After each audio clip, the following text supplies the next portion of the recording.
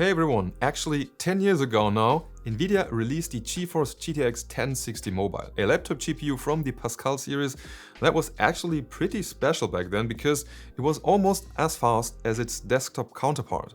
Same shader count, same memory bandwidth, and almost the exact same clock speed. And I got myself two different laptops with exactly this GTX 1060 again to see if this thing can still game a full 10 years later. And if you are still rocking one of these yourself, definitely let me know in the comments what you mainly play on it. I'd really love to know. And you know what? Thanks to Nvidia, buying so many games to actually just benchmark and test them is much more affordable for me. Today's video is brought to you by Nvidia. You want really cheap games and you're tired of waiting for the next big sale just to grab your favorite game? Yeah, same here. That's why I've personally been using Nvidia for years now and they've never let me down. It's a massive online marketplace where you can get legit game keys, software licenses and gift cards for way less than you'd pay in the official stores. We're talking Steam, Xbox, PlayStation, Nintendo and more. It's all there. You just pick your platform, check out the low prices and get an instant delivery of your keys. No more FOMO, no more waiting for Black Friday or Steam sales. Whether you're looking for that one game everyone's talking about or you just need a cheap Xbox Game Pass subscription, Nvidia's got you covered. And it's all digital, super fast and super simple with, in my opinion, the best user experience of all key shops. So next time you're about to overpay, maybe just don't? Check out Nvidia instead today via my links in the description. Okay, so the laptops that I use today are, first of all, this pretty big and chunky Acer Predator 17 with a now definitely aging 11-year-old Intel i7 6700HQ, a 4-core 8-thread CPU paired with 16GB of DDR4, 2400 MB/s RAM. And then a somewhat more modern and lighter MSI Raider with a broken hinge, which has an Intel i7 8750H and an around 8-year-old 6-core 12-thread CPU combined with also 16GB of DDR4 RAM running at a slightly faster 2666 MB/s, which back then actually was in fact one of the fastest laptops that you could get with a GTX 1060. So we've got a pretty nice range for the performance due to the processors here. And in both laptops, this is also the full GTX 1060 version with a TDP of around plus minus 80 watts. Back in 2016, when the GTX 1060 Mobile came out, if someone had tested a back then 10-year-old mid-range gaming laptop, that thing wouldn't have stood a chance anymore. That would have been like, 20 years ago from today, something like an Nvidia GeForce Go 7600 or whatever.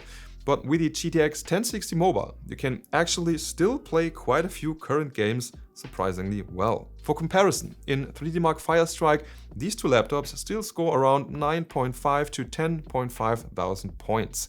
That's actually a tiny bit more than something like an integrated AMD Radeon 890M or the Intel Arc 140V can achieve. So current integrated graphics inside modern processors, which we can find for example in gaming handhelds and mini PCs. In 3D Mark TimeSpy though, the integrated GPUs do pull slightly ahead. Since the GTX 1060 only has 6GB of VRAM, we are a bit limited here, but for the performance it delivered back then, that was absolutely enough.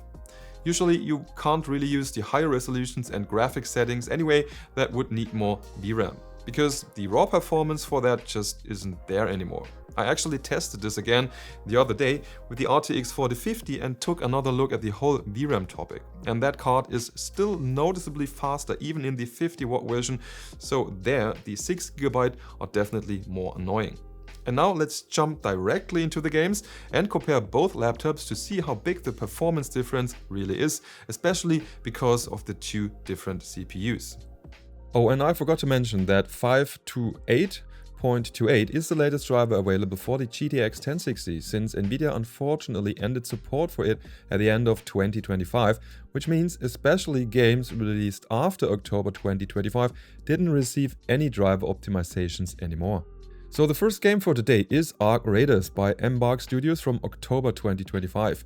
First up, the direct comparison, side by side using low settings and FSR upscaling set to quality. For the old i7 6700 HQ Acer laptop, this resulted in 61 FPS on average and 34 FPS for the 1% lows. Sounds playable, but more on that in a second. For the MSI with the i7 8750H, we already got 36% higher performance with 83 FPS on average and much better 58 FPS for the 1% lows. And this is just the shooting range.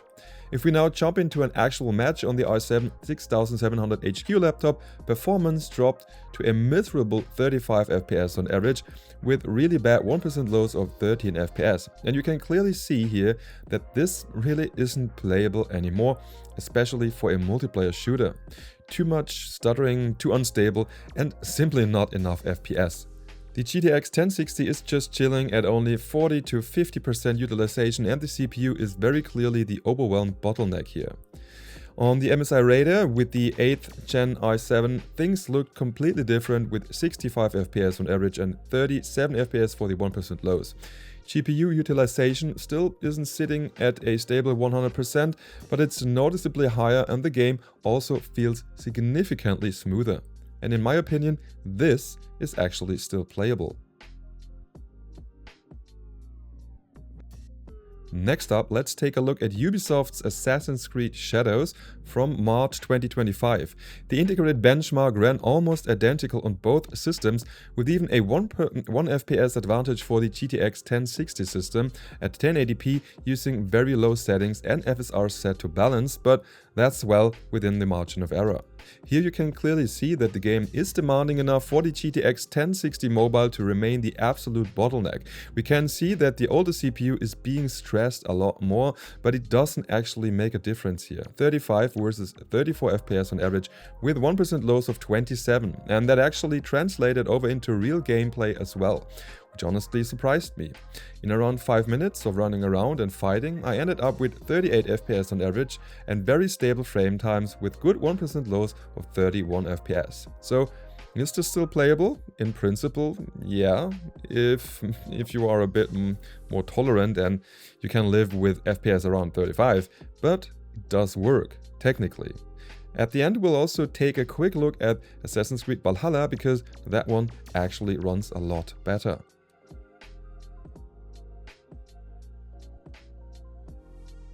The graphics showcase Crimson Desert, which only released in March 2026, is barely playable on both laptops, even using minimum settings and FSR upscaling set to quality. Anything lower just looks too blurry to me. 28 FPS on average on the Acer Predator with the i7 6700 HQ and minimally higher 30 FPS on average on the MSI Raider with the i7 8750H. Although FPS here also like to dip well below 30 at times. There are simply no more driver updates for this, and well, I mean, in theory it runs, but wow, very borderline. But then again, this is just a 10-year-old mid-range GPU, so keep that in mind. For the integrated benchmark of Cyberpunk 2077, which already released back in 2020, I first tested medium settings with FSR on quality at 1080p. The newer MSI Raider with the 6-core processor already pulls visibly ahead here with 26% higher performance at 53 FPS on average compared to 42 FPS for the i7 6700 HQ. But hey, those are medium settings, so we can still lower this. But would you look at that, on the 4-core 6700 HQ, absolutely nothing changes. Still 42 FPS, while the i7 8740H with the 1060 suddenly pushes out a full 64 FPS. This is a super good example of one of my favorite quotes. If the GPU is limiting you, it's the bottleneck. Just don't turn down the graphics. If the CPU is limiting you, you are screwed. Since you can't upgrade the CPU in laptops, it can actually make a lot of sense to invest a bit more upfront if you want to keep the device for a long time. And this game isn't even that new. It came out only 4 years after the GTX 1060. For the gameplay test, I enabled FSR frame generation this time, which gave the slower laptop pretty smooth FPS around 57, but the input lag becomes genuinely annoying here. I probably would not do that. On the i7 8750H laptop though, that resulted in much higher 97 FPS on average and was actually really playable. Cyberpunk 2077 also isn't the fastest game out there, so here frame generation can actually make sense. And the laptop also has the appropriate 120Hz monitor for it. That makes it a lot more worthwhile. For the Counter-Strike 2 benchmark map, I selected 1080p with low settings and FSR disabled. The game released in September 2023 and is still quite CPU heavy, although more in the single-core area. And because of that, we can see a massive difference here with 76% more FPS on the newer i7 8750H laptop at 210 compared to 119 FPS.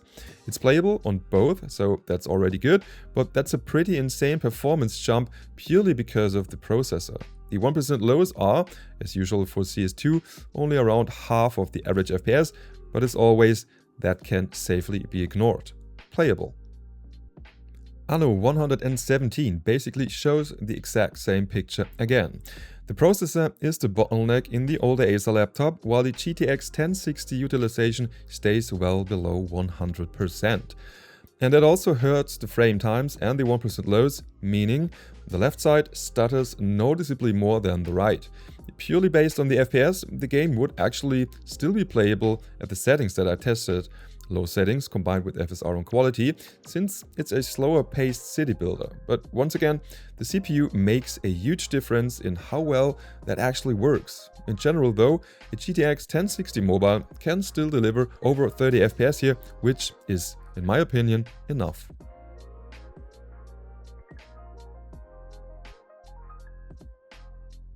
The integrated benchmark of the brand new Forza Horizon 6 is pretty demanding compared to the actual game, and because of that we are seeing rather low average FPS in both cases, with medium settings and FSR on quality at only 32 and 38 FPS.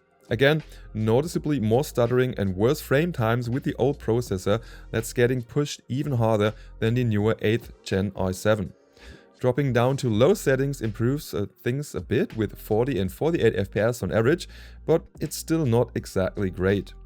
But in the open world, just cruising around on the Japan map, the performance was a bit higher with 47 FPS for the older Acer laptop with the 6700 HQ using low settings combined with FSR on quality.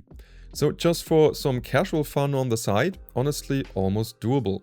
And with the more modern MSI Raider, that already turned into a solid 60 FPS on average, with only very little stutter. So yeah, I'd actually still play it like that, I think.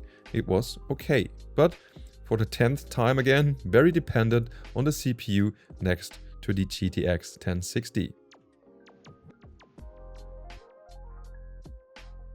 And it's the same story with Diablo 4, which released in summer 2023. With high settings at native 1080p, so Full HD, it's definitely playable, at least here in the direct comparison, while just running around from A to B with 64 to 75 FPS on average. There are some small stutters here and there, sometimes a bit more noticeable, but it does improve over time. Since we can actually play at native resolution with high settings here, there's still some room to go higher, at least on the newer system. The 6700 HQ once again seems to be almost maxed out. Now, during actual gameplay inside a dungeon, the latter dropped to around 45 FPS on average and had some pretty noticeable hitches here and there. That results in rather low 1% lows of 10 FPS. Now on the MSI, the game once again looks way better because the frame time graph is much smoother and average FPS at around 79 FPS are a full 75% higher, which is honestly crazy considering it's exactly the same GPU. Normally, those are kinds of differences you'd expect between like 3 generations of graphics cards in the same class or something. So, and Kingdom Come Deliverance 2 from February 2025 is, well, once again such an insane outlier thanks to its ridiculously good optimization that even the 10-year-old Acer Predator actually delivers something playable here. at 1080p with FSR on quality and low settings, it reaches a solid 61 FPS on average, and even the 1% lows at 40 FPS are still acceptable. On the i7 8750H, it was still a bit higher at 71 FPS on average, which is a difference of 16%, but compared to the other games tested today, that's actually rather small. It's just crazy how well this game runs and how good it still looks, even on weaker systems, even with the low settings and even with FSR enabled, because let's be honest, at a 17-inch laptop display, who cares? In the brand new underwater survival game Subnautica 2, the differences are, once again, much bigger and also very noticeable. With low settings, with TSR upscaling set to balanced, there is no FSR here, we're only getting around 34 FPS on the weaker system and a massive 59% better of 54 FPS on the MSI Raider. The 1% lows weren't exactly amazing on either system though, but, well, it's Unreal Engine 5 after all. And by the way, as mentioned at the beginning, the 6GB of VRAM weren't really a problem in basically any of the tested scenarios and games, simply because we have to use pretty low resolutions and low settings anyway. And Spiderman 2 from October 2023 once again shows the CPU simply matters. Around 41 versus 50 FPS on average, and such heavy stuttering on the weaker Acer laptop that the 1% lows at low settings with FSR and quality actually dropped all the way down to 1. I'd almost say it was only truly playable on the MSI with the i7 8750H, both because of the average FPS and also the minimum FPS.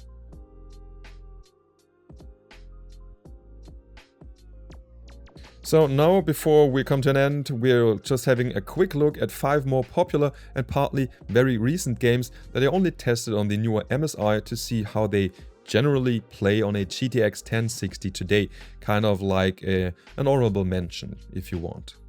Since Assassin's Creed Shadows is so insanely demanding on the GPU side, I pulled out Assassin's Creed Valhalla from 2020 again, which still looks really good. And that one actually runs very nicely even at medium settings without upscaling, so natively 1080p.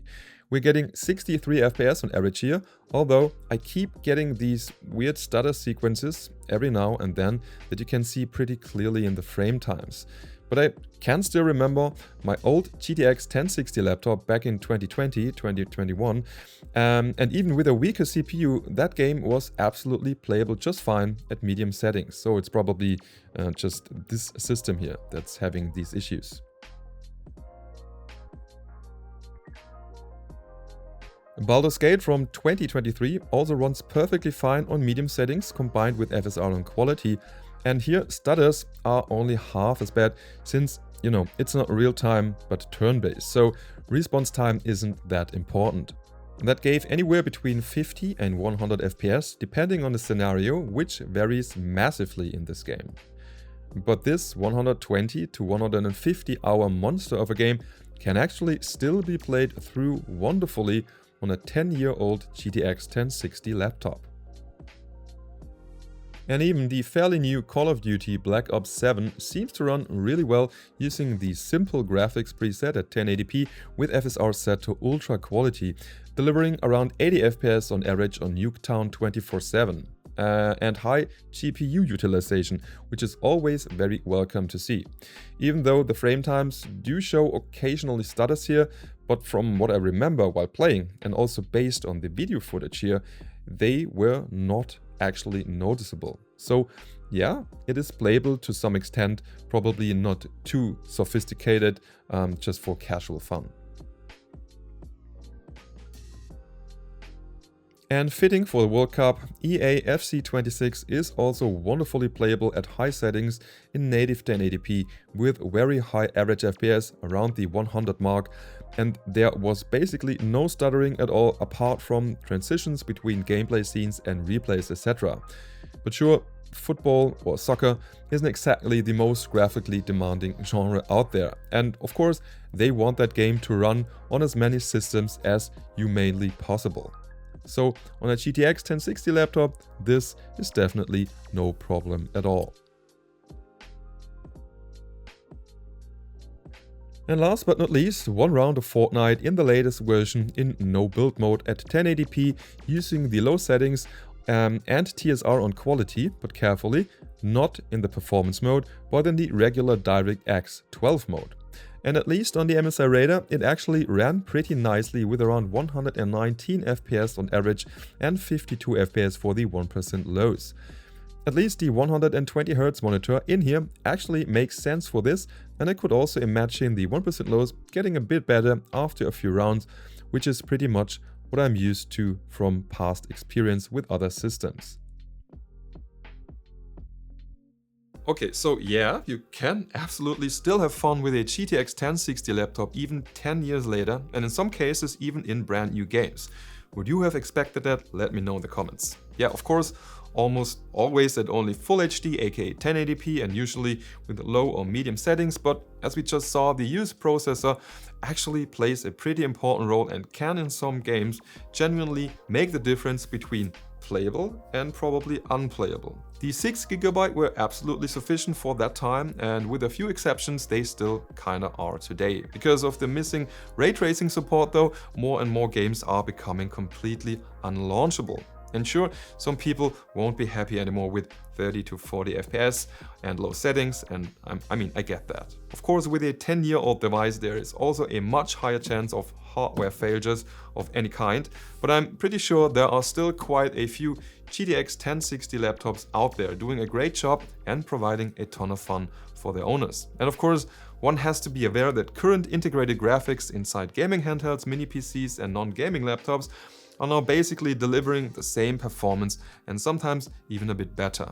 But one thing can definitely be said without exaggeration, Nvidia's Pascal series really was and still is pretty legendary. So yeah, that's it for today. If you enjoyed the video and want even more stuff around laptops and matching hardware, definitely subscribe to the channel and leave a like. Thanks a lot. And also thanks for watching all the way until the end. See you next time. Bye bye and tschüss.